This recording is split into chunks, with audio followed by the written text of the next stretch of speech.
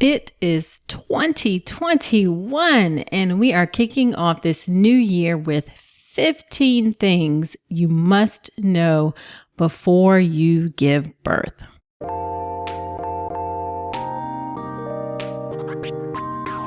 Welcome to the All About Pregnancy and Birth podcast. I'm Dr. Nicole Calloway Rankins, a board-certified OB GYN who's been in practice for nearly 15 years.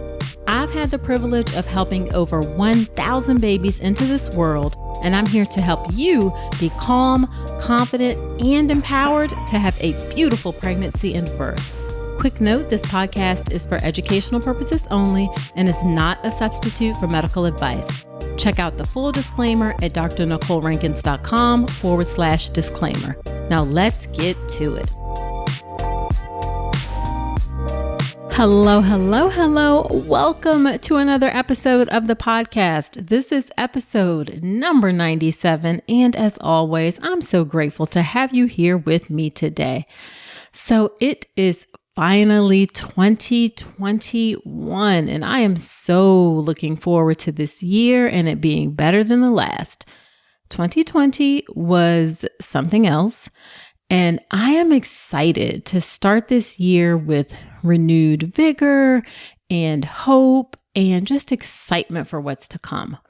So in today's episode, I decided to revisit the very first episode of the podcast and update it.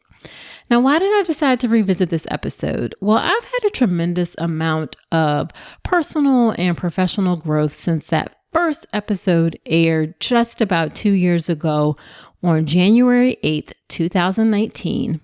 And over these 2 years of podcasting and the feedback I get from you all and emails and DMs and Facebook posts and Instagram comments and all those good, great things, I've come to appreciate that there are some additional really critical things that you need to know if you're having a baby that I didn't include in that first episode.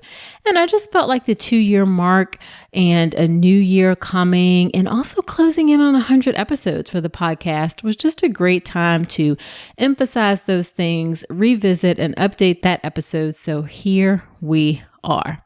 So what I'm going to do is go over those original 9 things that were in the first episode with some additional insight. And then I'm going to add a few more for a total of 15 things you need to know before you give birth. So before we get into the episode, let me do a listener shout out from Mountain Might. And the title of the review says, interesting, relevant, and helpful information. And the review says, hands down, my favorite pregnancy and birth podcast. I listened to it on daily walks throughout my pregnancy. I loved how Dr. Rankins covered key topics related to pregnancy and birth and candidly discussed various scenarios. This podcast empowered me to select the right medical provider, navigate a 50-hour labor without unnecessary interventions, and successfully prepare for the postpartum period. I highly recommend taking her birth preparation course as well. Well, thank you for that really, really lovely review. I so appreciate you taking the time to leave me those kind words. What you described is exactly what I do, which is empower pregnant people to have a beautiful pregnancy and birth. And I'm super excited about the things I'm doing in 2021 and going forward in 21 to serve you even better. So with that being said, let's get into those 15 things that you need to know before you give birth. All right. Number 1, there is no right way to give birth. Everybody is going to have an opinion about how you should give birth. Some people, and by some people, that could be friends, that could be family members, that could be something that you see on social media. But some people will tell you that you should definitely have a natural birth or an unmedicated birth. Like, why in the world would you not try and have an unmedicated birth? Some people will tell you that you should absolutely get an epidural. I don't understand why you wouldn't get an epidural. Just go ahead and get an epidural. And a lot of those decisions or comments revolve around pain management. Sometimes it also revolves around the choice where you decide to give birth or who you decide to have as your care provider. Like some people may have strong feelings about having a physician versus a midwife, or giving birth in a birth center versus a hospital. And the truth is, only you can decide what will work best for you during your pregnancy and birth. And whatever you decide is okay. So if you don't want to use medication to manage pain, cool. If you want an epidural as soon as you hit the door, that's fine too. If you want a cesarean birth, if you don't want to labor, that is okay too. I'll be honest, that one took me a little bit longer to come around to. It just always felt a little bit, interesting to me that someone would choose a surgery over vaginal birth. But the reality is, if that's what you want, then you should have access to it, and you are capable of making that informed decision for yourself. There are different approaches to birth. There's no right way. There's no wrong way. You have to do what works best for you. So as long as you're making an informed decision, you've done your research, you've checked things out, you've asked the questions, and also you're in a situation where you and your baby are healthy, then do you. Also, be sure that you do not judge other women who make different decisions than you. We're each autonomous individuals, and we can make choices for ourselves, and we need to support each other and not judge people for doing something different. Okay, number 2, labor is intense, okay? Most women will experience labor as painful, and you probably will too. Now, some laboring people like to call it different things like surges or waves to try to disassociate it from the perception of pain and contractions. But the honest truth is that most birthing people will experience contractions as pain. But here's the thing. It's a different type of pain, and that can be hard for people to wrap their heads around, because typically pain means that something is wrong. Like when our body sends out pain signals, it typically does so because it's trying to tell you, hey, something's not right here. I cut something, I broke something, something's going on. But in the case of contractions, pain is not only a normal thing, it is a necessary thing in order to give birth. So this pain is different. It's also different in that it's predictable. It comes and goes at pretty predictable intervals once labor gets going. The cause of this pain is actually a joyous occasion, the birth of your baby, and there's an end to it, which is also a joyous occasion, the birth of your baby. So when you think about labor pain in this different way, that it's a different type of pain, it's not a normal type of pain, that can make it easier for you to manage when you know that it's time limited, that it's related to a good thing, that it's necessary and needed to have a vaginal birth. When you can have that mindset, it can help you deal with it better. It's also really important for the people who are supporting you to understand this as well. I've seen this happen many, many times, that support persons can feel challenged, or it can be very difficult for them to watch their loved one go through that type of pain, the pain of labor. It can be jarring, I should say, for them to see their wife, their partner going through that. So it's also important for your support person to understand that this pain is normal. Now, the good news is that there are lots of options to manage pain. There are medication-free techniques, there's IV pain medication, there's nitrous oxide, there's epidurals, and I have a great guide that can help you. It covers all the options, the side effects, risk, and benefits of each. You can grab that free guide at drnicolerankins.com/labor. All right, number 3, your doctor is important, but so is your labor nurse. Listen, okay? Let me tell you, there is nothing on this earth quite like a great labor nurse. They are a critical part of helping you have that beautiful birth. Labor is a several-hour process, and a lot of people are surprised to realize that your doctor is really not there with you for most of it. Your doctor pops in at various intervals every few hours or so and checks in on you. They're not there with you the whole time. They may not even be in the hospital the whole time. But the labor nurse, her job is to be with you during your labor. She keeps a close eye on you, keeps a close eye on your baby, make sure everything is progressing smoothly. She may be the one who checks you during your labor to see what progress you're making, update your doctor about any concerns. Your labor nurse is going to be in your room frequently, every 15, 20 minutes or so. She'll help you with pain management techniques, moving around, getting in the shower if need be. She's also going to be the one who's there with you when you start pushing. And finally, she gets you through the not so sexy parts, like cleaning up poop or blood or vomit and all of those things. She'll also get you started with breastfeeding, and she can also be a buffer against an intervention-heavy doctor. For example, I knew some nurses at a hospital that I used to work at. One of the doctors, he's since retired, used to do episiotomies a lot. So the nurses would wait until the very last second to call him for delivery so he didn't have an opportunity to do an episiotomy. So nurses can be buffers against those type of things. I mean, ideally, of course, that the scenario doesn't have to happen. We should not be doing episiotomies unnecessarily, but they can help in those situations to be that sort of buffer. So yes, your doctor is an important part of your baby's birth, but your nurse is a very, very important part as well. All right, number 4, your doctor should wait to clamp the cord. We should be doing delayed cord clamping. I think this is gaining pretty universal acceptance. I think there may be some still older doctors who don't necessarily do it, but delayed cord clamping should be pretty routine. It's the practice of waiting to cut the cord for at least 30 to 60 seconds.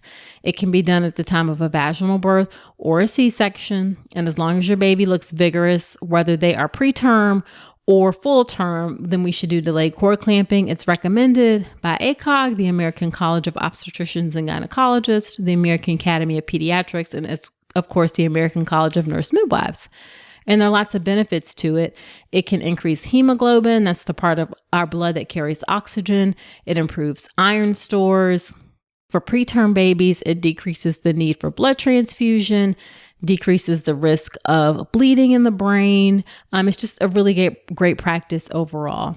There is a slightly increased risk of jaundice with delayed cord clamping, but that jaundice tends to be very minor and resolve quickly. So delayed cord clamping should be routine. All right, number 5, another thing that should be routine is skin-to-skin contact as soon as possible between you and your baby.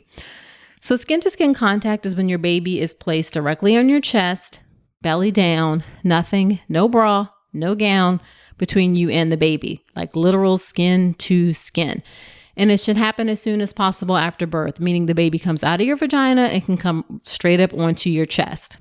Now, for some people, that can be a little bit like, okay, there's this squiggly, wiggly, bloody, fluidy baby. So we can definitely put the baby on a blanket and just dry the blanket or dry the baby off a little bit and then put the baby on your chest, within a couple minutes after birth. But everything that needs to be done for your baby can be done in your chest. We can dry the baby off, cover the baby with a blanket, put a hat on the baby if need be, and do everything right there on the chest. The baby does not need to be whisked away to a warmer if the baby looks vigorous and healthy. And the benefits of skin-to-skin contact is babies will transition better to being on the outside. They have more stable breathing, temperature. It can help with breastfeeding. It can promote bonding between you and your baby. So great things from skin-to-skin contact.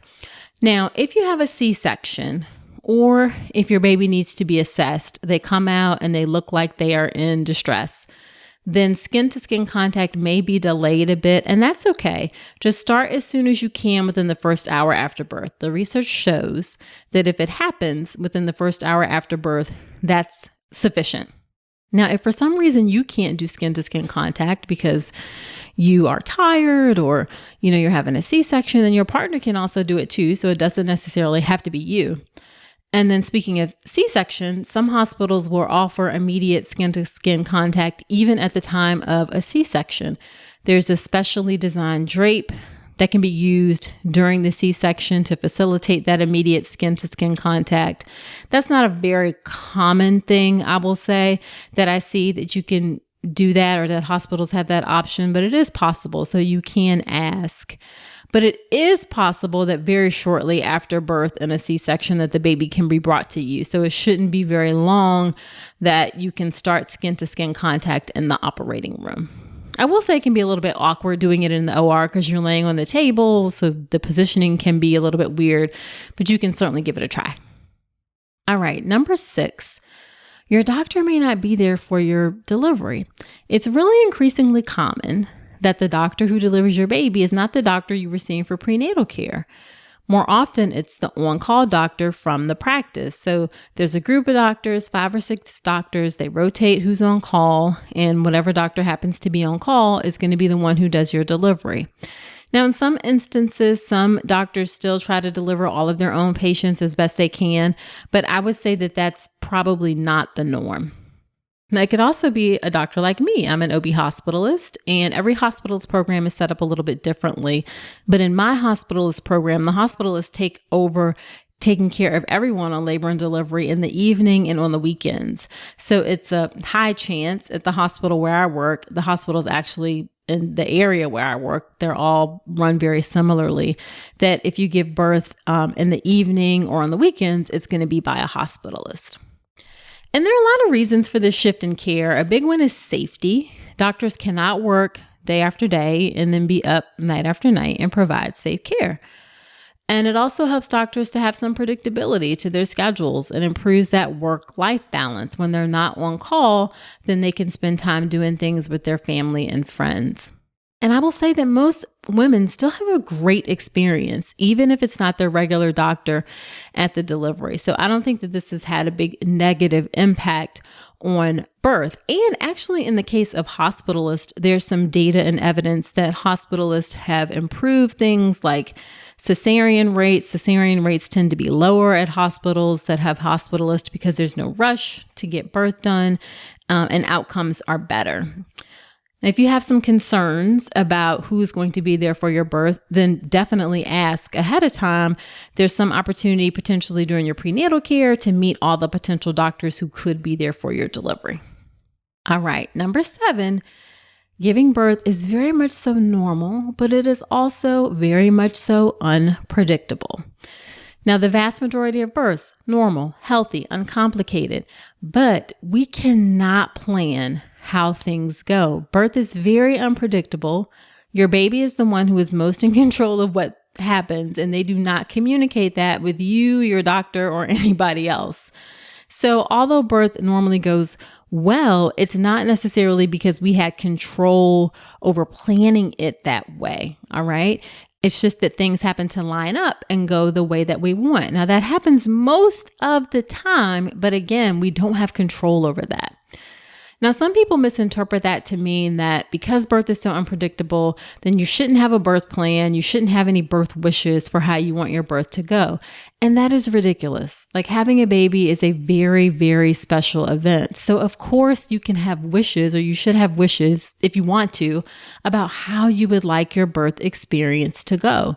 A lot of times people say, you should just be happy that you have a healthy baby and that you're healthy. And of course that's good. Like, every birthing person wants to be healthy and wants their baby to be healthy after the experience, but it is perfectly reasonable, normal to want more, to want to be respected, to want to have a certain environment in your room, to want to have certain people there, to want to have a vaginal birth. All of those things are normal and reasonable, so don't let anyone tell you any different. Now, it's important that you do take some time to educate yourself so your wishes for your birth are really well informed based on your unique circumstances for your pregnancy. Now, I have a free online class that can help you with that, on how to make a birth plan. It covers some really important questions you want to ask, how to get your doctors and nurses to pay attention, what to include. You can sign up for that class at drnicolerankins.com/birth plan. Now, it is important to understand that because birth is unpredictable, you have to remain flexible during the process of birth. So yes, you have wishes about how you like things to go, but you can't be particularly attached to any specific outcome because it's really unpredictable what will happen. And again, although the most likely outcome is that you and your baby are healthy and well, the journey to that happy ending isn't always what you expect, and that journey may take some twists and turns along the way.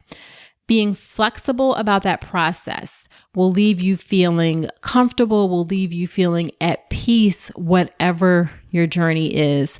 When people are not satisfied about their birth experience, it's most often because they thought it should go a certain way and it didn't. They weren't prepared for the possibility that things could go different than what they expect. So being flexible, being open to following the journey and the process is really important to feeling good about your experience and having that beautiful birth.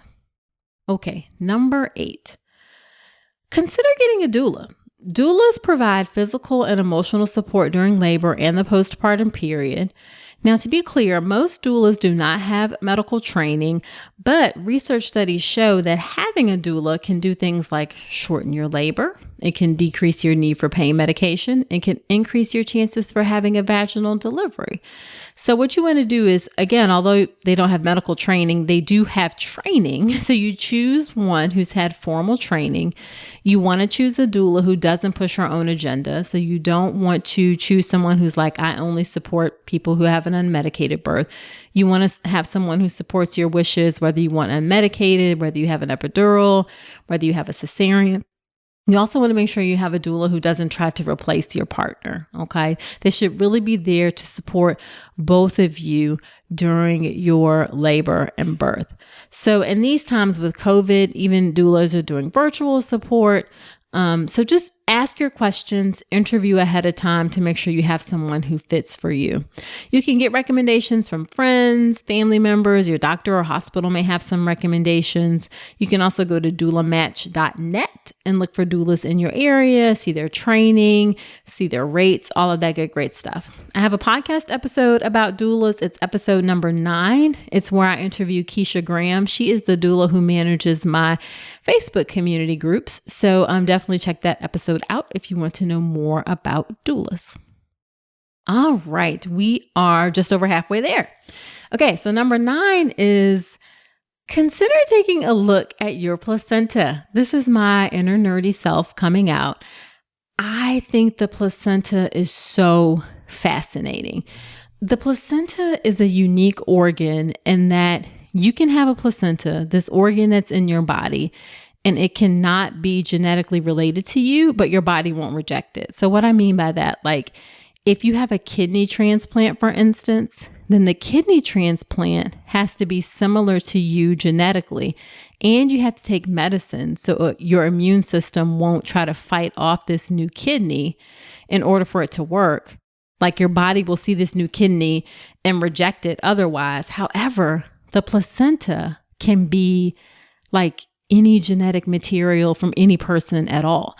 Like this is how a person can carry a pregnancy that is from a donor egg and donor sperm, and it still happens just fine.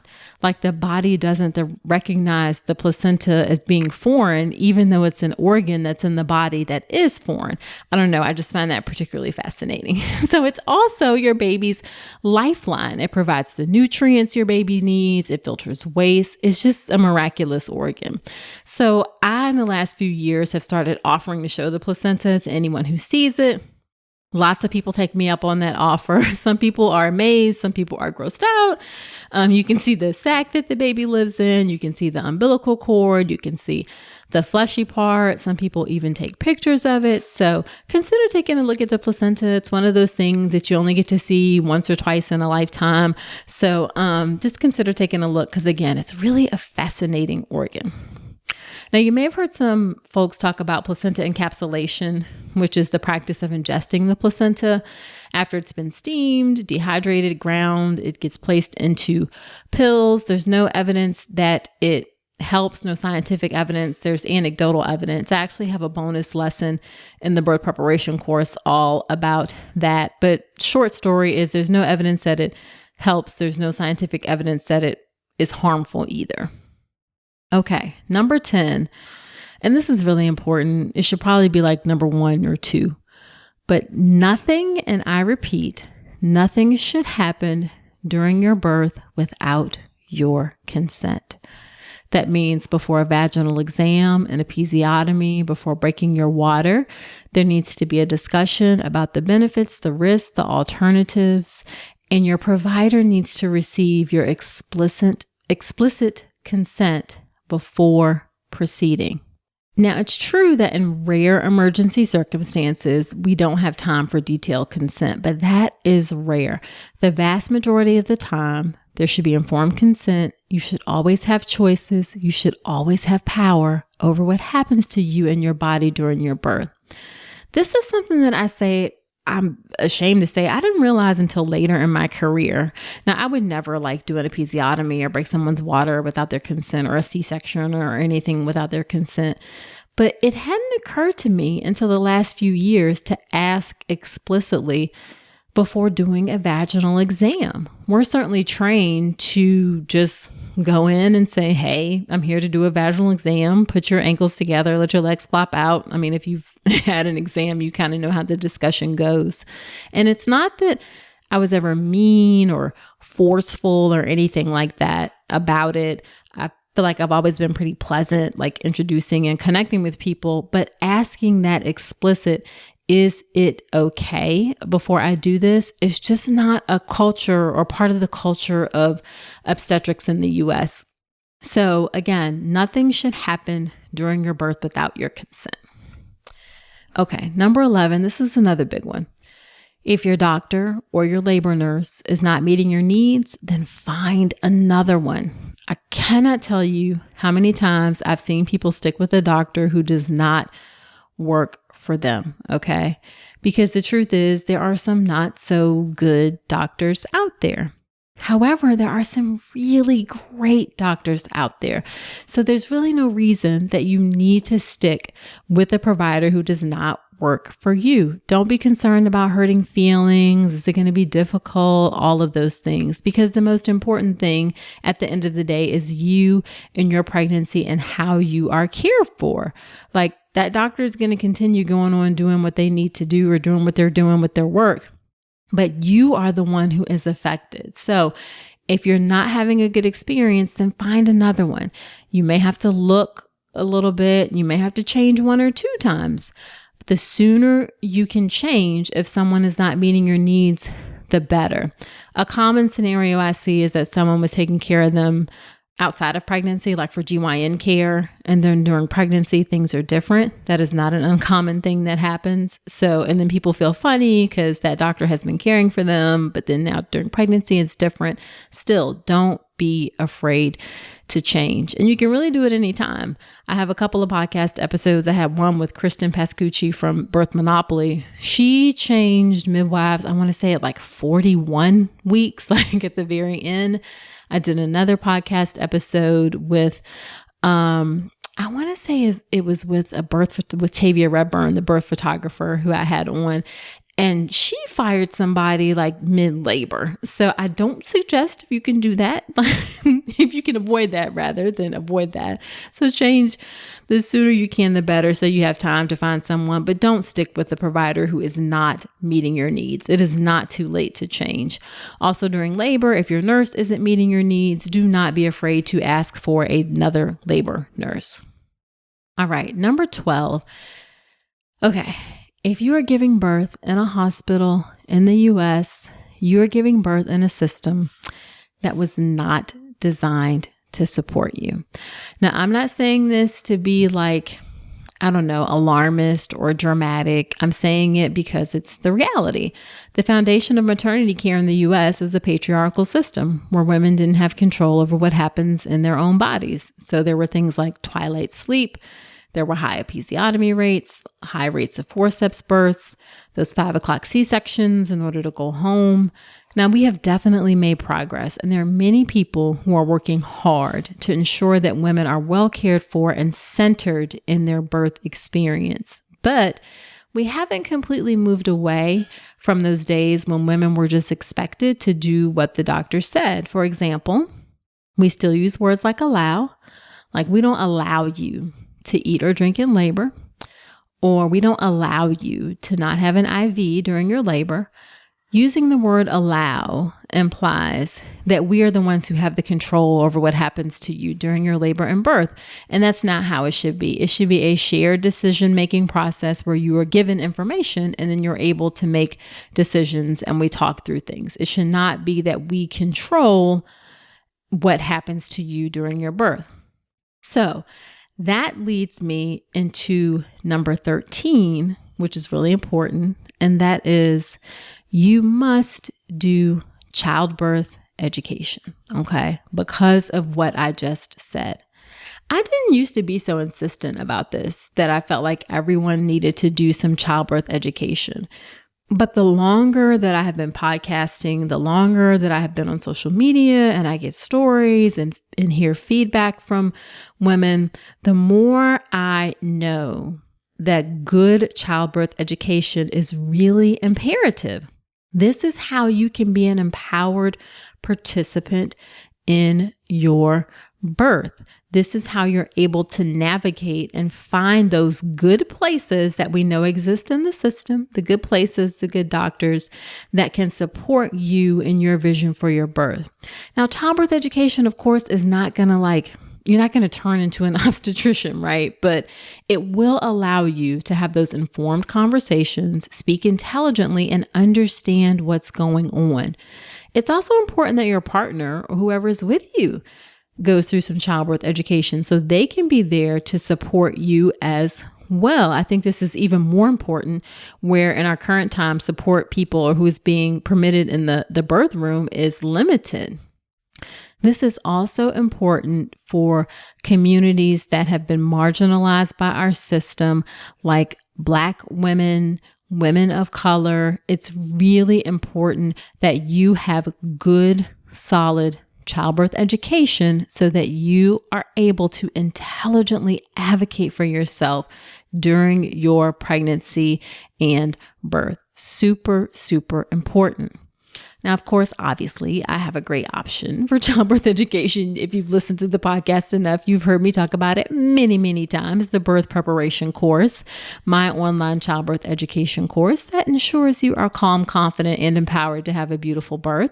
But I'm not arrogant enough, of course, to think that it is perfect for everyone. So you have to do your research and find something that works for you. But the important thing is to not skip it. That childbirth education is really, really important. Okay. Number 14, what is also important is being intentional about preparing yourself mentally and emotionally during your pregnancy and birth. And this is actually not just important for your pregnancy and birth. This is also important for you as a new parent and taking care of this tiny human being. And it's actually important for your own growth and development as a person and as a human being. Now, one of the things I teach in the birth preparation course is using meditation as a way to help get you in the right mental space. Also using affirmations. I talk about things like self-messaging, where you send messages to yourself in little ways in order to help yourself mentally and emotionally. That may be prayer for some people to get in the mental or emotional space, maybe journaling. You really have to find what works for you, but just be intentional about paying attention to that mental, that emotional, maybe spiritual piece for you. That is also very important for your pregnancy and birth and your life. Okay, the last one, and this is one I've kind of struggled with. Number 15 is you need to start preparing for the postpartum period during your pregnancy. Now, the reason that I've struggled with this is because, as a hospitalist, 99% of what I do is deliver babies. So I don't see people in the postpartum period anymore. It's been a while since I've been in the office. And even when I was in the office, the way traditional obstetrics is practiced is that we don't see people until 6 weeks postpartum. We see them for that 1 6-week postpartum check. And then it's like, okay, after that, I'll see you in a year. That's the way that our system is set up. Someone has likened it to, I've heard this example before of like the baby is a piece of candy and a beautiful wrapper, and the woman is the wrapper. And then once the wrapper comes off and the candy comes out, then the wrapper is just kind of discarded. Like that's how we treat women in the postpartum period. But we need to spend more time preparing people for the postpartum period.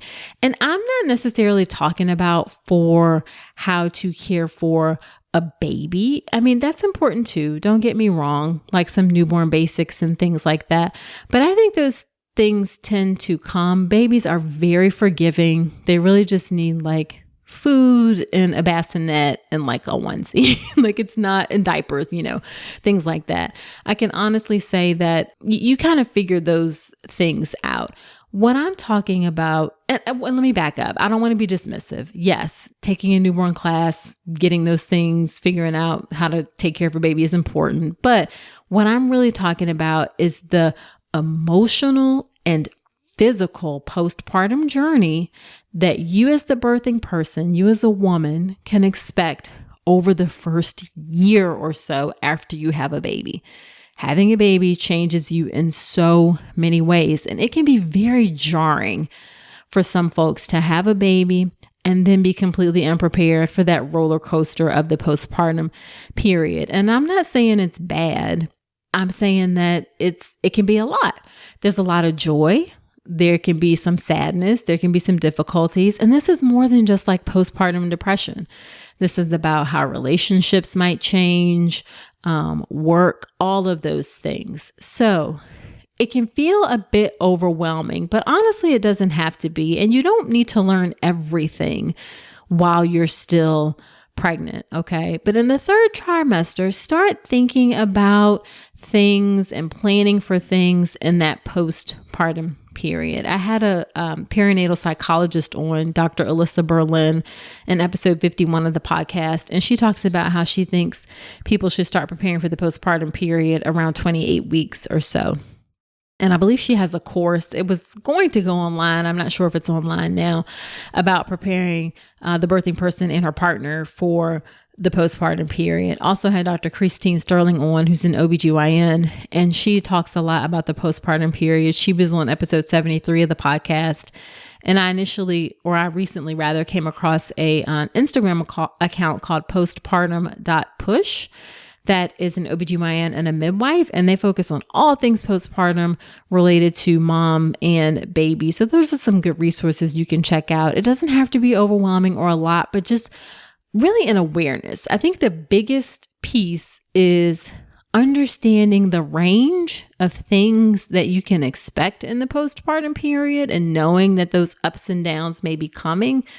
And then knowing what your resources are, or having some resources available to get help if you need it, like having a lactation consultant on speed dial, knowing to go to your doctor if you're having some trouble with postpartum depression, knowing to reach out to your pediatrician and how to reach out to your pediatrician, and that it's okay to reach out to your pediatrician if you're having some trouble. Understanding that it's not always rainbows and unicorns. Sometimes it's hard, sometimes it's stressful, having a new baby, and all of that is normal. So I think just kind of following those accounts, looking at those things can be very, very helpful. Okay, so those are the 15 things you need to know before giving birth. Just to recap, number 1, there's no right way to give birth. Number 2, labor is intense. Number 3, your doctor is important, but so is your labor nurse. Number 4, your doctor should wait to clamp the umbilical cord. Number 5, there should be skin-to-skin contact as soon as possible between you and your baby after birth, ideally within the first hour after birth. Number 6, your doctor may not be there for your delivery. Number 7, giving birth is normal, but also very unpredictable. Number 8, consider getting a doula. Number 9, consider taking a look at your placenta. Number 10, nothing should happen during your birth without your consent. Number 11, if your doctor or nurse is not meeting your needs, then find another one. Number 12, if you are giving birth in a U.S. hospital, you're giving birth in a system that was not designed to support you. Number 13, you must do childbirth education. Number 14, be intentional about preparing yourself mentally and emotionally for pregnancy and birth. And then number 15, you need to start preparing for the postpartum period while you're still pregnant. Okay, so there you have it. Be sure to subscribe to the podcast in Apple Podcast or wherever you listen to podcasts. And if you feel so inclined, I would love it if you leave an honest review in Apple Podcast. I do shout outs from those reviews. It helps other women to find the show and it helps the show to grow. Also, come connect with me over on Instagram at Dr. Nicole Rankins. I'm having a ball on Instagram these days with connecting with folks and comments and DMs. I do live videos there, Q&A sessions where I answer questions. So come connect with me over on Instagram. I'm at Dr. Nicole Rankins there. So that is it for this episode. Do come on back next week. And until then, I wish you a beautiful pregnancy and birth. Thanks so much for listening to this episode of the All About Pregnancy and Birth podcast. Head to my website, drnicolerankins.com, to get even more great information, including free downloadable resources on how to manage pain and labor and warning signs to look out for after birth. You'll also find information on my free online class on how to make a birth plan that works, as well as everything you need to know about my signature online childbirth education class, the Birth Preparation course. Again, that's drnicolerankins.com, and I will see you next week.